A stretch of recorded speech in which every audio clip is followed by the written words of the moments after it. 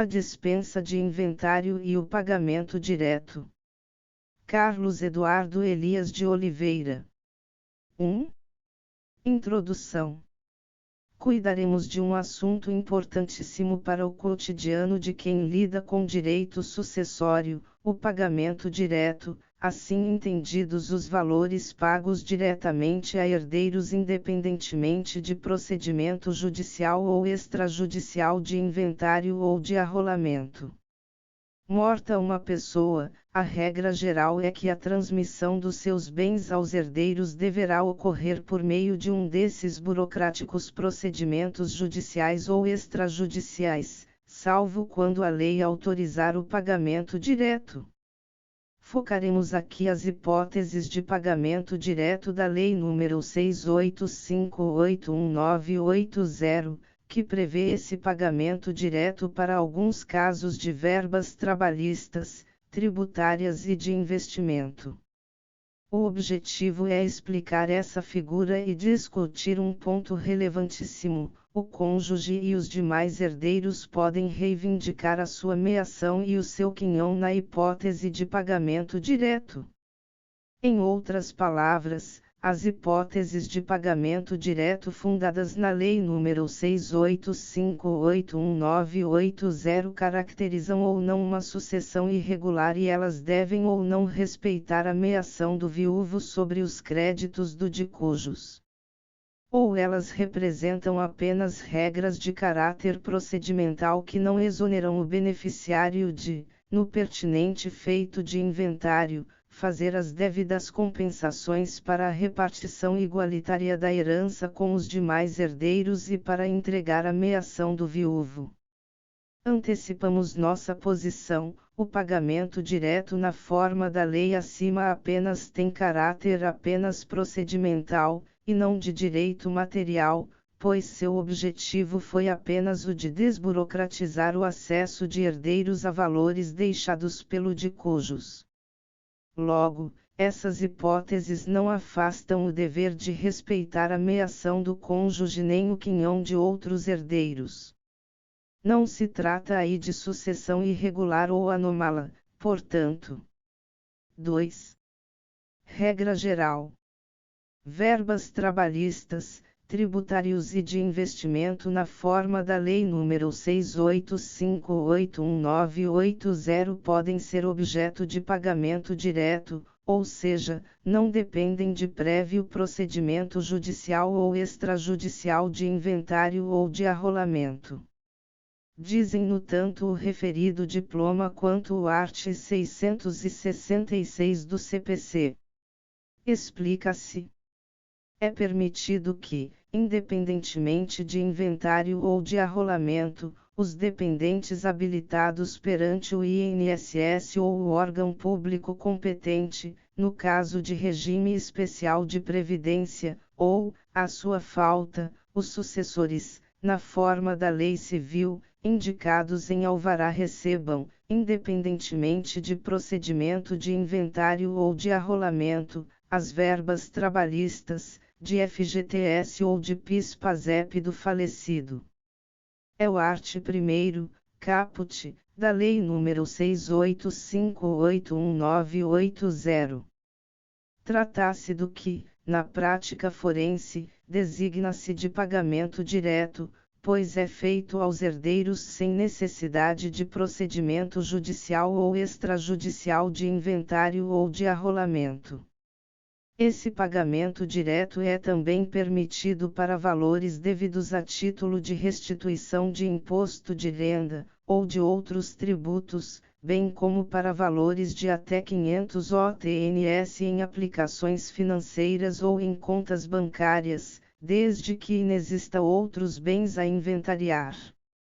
É o art. 2º, caput, da Lei nº 685819880. Na prática, isso significa que, se alguém morrer deixando, como herdeiro, um filho de idade inferior a 21 anos que estava habilitado como dependente do falecido no INSS, esse jovem poderá receber os valores supracitados, verbas trabalhistas, previdenciárias, tributárias e de aplicações financeiras, que pertenciam ao seu pai independentemente de prévio processo de inventário ou de arrolamento. Basta-lhe fazer o pedido administrativo. O devedor, empregador, poder público e bancos, poderá pagar esses valores diretamente a esse filho sem exigir prévia inventário, arrolamento ou adjudicação. Se o falecido aguardava o desfecho de alguma reclamação trabalhista para receber suas verbas trabalhistas, o filho dependente supracitado poderá requerer ao juízo trabalhista que lhe espeça alvará de levantamento sem necessidade de inventário. 2. Quem pode pedir o pagamento direto? Nas hipóteses dos créditos especiais citados na Lei nº 685811980, podem pedir o pagamento direto. 1a. Os dependentes habilitados perante o órgão de previdência, INSS ou, no caso de regime especial de previdência, o órgão público pertinente. 2b. Os demais sucessores, desde que autorizados por alvará expedido por juiz que os tenha reconhecido como tal com base na legislação civil. Se o dependente não estiver formalmente habilitado, a Justiça Trabalhista flexibiliza a regra e admite que o dependente pleiteie o pagamento direto com base na Lei nº 685811980 mediante comprovação do seu enquadramento entre os dependentes legais na forma da legislação previdenciária ou estatutária. A propósito, assim já decidiram o TST, RR 10959-59.2014.5.15.0046, segunda turma, relatora ministra Maria Helena Malman, 26 de junho de 2020, e o STJ, RESP 12893446/DF. Segunda turma, pré-ministro Castro Meira, desde 20 de junho de 2012. 3. Levantamento de valores tributários e de investimento até 500 OTNS. Não havendo outros bens a inventariar, é cabível o pagamento direto aos dependentes habilitados no ente previdenciário das verbas tributários e de investimento mencionadas no art. 2º da Lei nº 685811980 até o limite do valor de 500 OTNS, caso em que o valor sobejante deverá sujeitar-se ao procedimento de inventário e arrolamento. O STJ já decidiu assim em caso de valores de restituição de imposto de renda, RESP 108514/SP, quarta turma, pré-ministro Luiz Felipe Salomão, desde 17 de junho de 2011. 4. A tutela da meação do cônjuge. A morte de uma pessoa, além de gerar efeitos sucessórios, também representa o fim do casamento. A morte é metaforicamente um divórcio celestial, e, por isso, à semelhança do divórcio, importa na partilha de bens por conta do regime de bens à luz do direito de família. No caso de verbas trabalhistas e tributárias, deve-se levar em conta a data do fato gerador de cada uma delas para se definir quais bens se comunicam em razão do regime de bens. Assim, se, durante o casamento, o empregador deixou de pagar vários salários de um empregado casado sob o regime da comunhão parcial de bens, isso significa que metade desses créditos trabalhistas pertencem à esposa do empregado por conta do regime de bens. O fato de o pagamento dessas verbas trabalhistas ocorrer somente após o fim do casamento é irrelevante, metade delas pertence à esposa do empregado, ou seja, é a meação dela, STJ, RESP 10241169/RS, terceira turma, pré-ministra Nancy Andrighi, desde 28 de abril de 2010. Diante disso, indaga-se, a Lei nº 685819880 permite que o dependente cadastrado no competente órgão público previdenciário ou estatutário receba integralmente as verbas trabalhistas, tributárias e de investimento devidas pelo de cujos, ainda que metade delas pertençam, por meação, ao ex-cônjuge do falecido. Entendemos que não, porque a referida lei não pode violar o direito de propriedade alheio. Ela recai apenas sobre as verbas trabalhistas, tributárias e de investimento que pertenciam efetivamente ao falecido.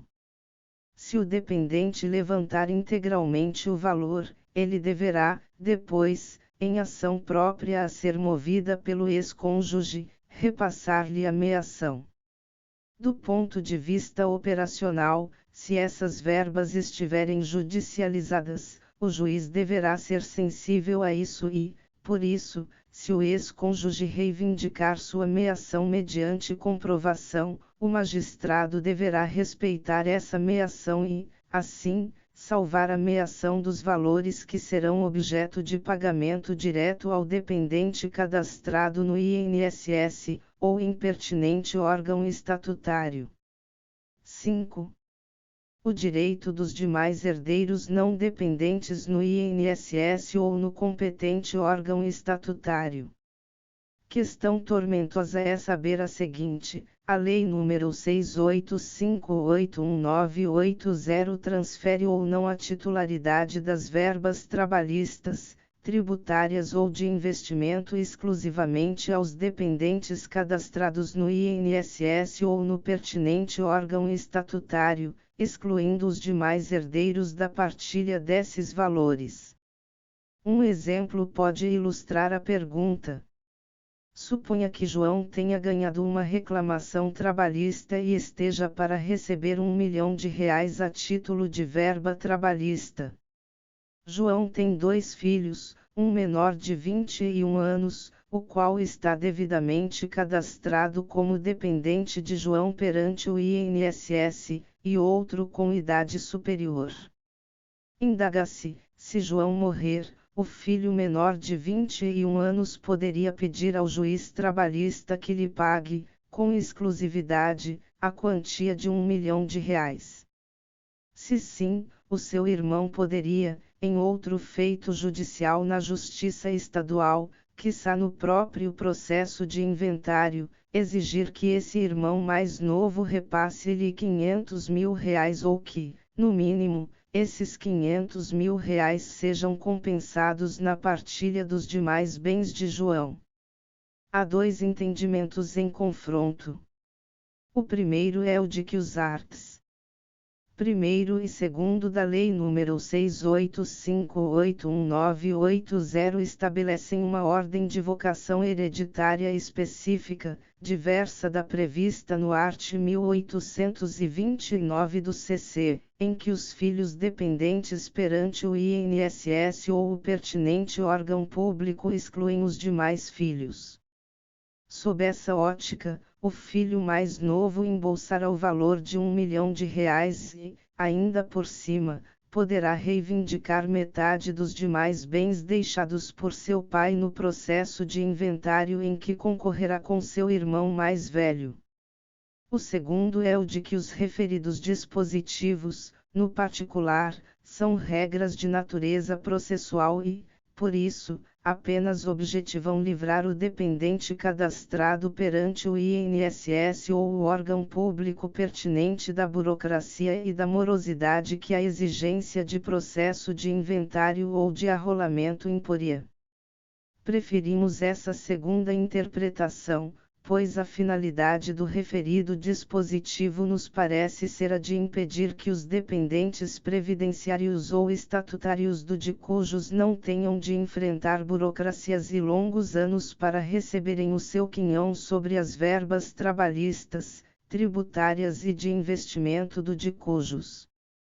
A finalidade é apenas processual, dispensar a realização de procedimentos de inventário.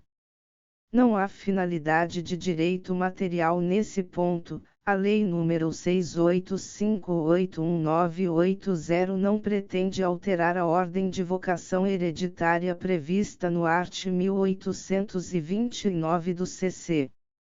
Por isso, entendemos que, se, no exemplo acima, o filho mais novo levantar o valor de R$ 1 milhão perante a Justiça Trabalhista, o seu irmão poderá exigir dele R$ 500 mil ou, se houver outros bens do de cujos, exigir que essa quantia seja compensada na partilha desses outros bens. Entendimento contrário nos faria chegar ao absurdo de concluir que a atribuição patrimonial seria diferente por uma questão meramente cronológica. Explica-se. No exemplo acima, se o juiz trabalhista tivesse transferido o valor de R$ 1 milhão para João um dia antes da sua morte, esse dinheiro iria ser partilhado, pro rata, entre os dois filhos no procedimento de inventário. Todavia, se esse pagamento estivesse pendente à data da morte de João, o seu filho mais novo poderia, sozinho, embolsar o valor de R$ 1 milhão e deixar o seu irmão haver navios, sem um centavo daquele valor. De fato, como lembrava Teixeira de Freitas citando brocardos latinos clássicos listados por Simão Vaz Barbosa Lusitano, interpretação se deve fazer, que não resulte absurdo, interpretatio facienda est, ut in exequatur absurdum. Por fim, é preciso repelir alegações de índole humanitária em sentido contrário, pois, para efeito de manter o sustento do dependente cadastrado no INSS ou no pertinente órgão estatutário, há benefícios previdenciários específicos para tanto, os quais sequer são considerados herança, a exemplo da pensão por morte. Não é esse, ao menos de modo primário, o papel dos créditos especiais listados na Lei nº 685819880.